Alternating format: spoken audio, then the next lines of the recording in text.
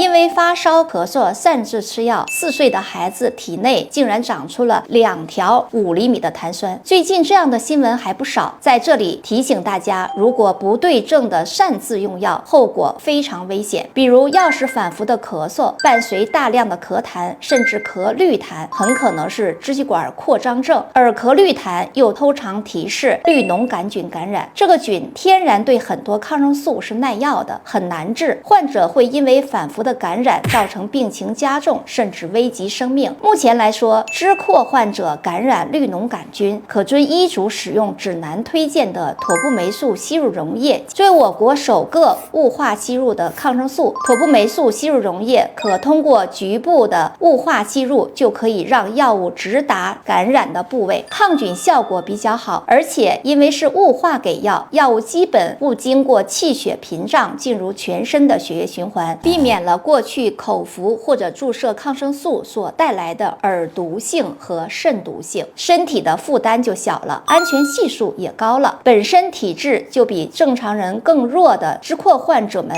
使用也没有压力，而绿脓杆菌控制好了，再遵医嘱用药，控制病情就容易多了。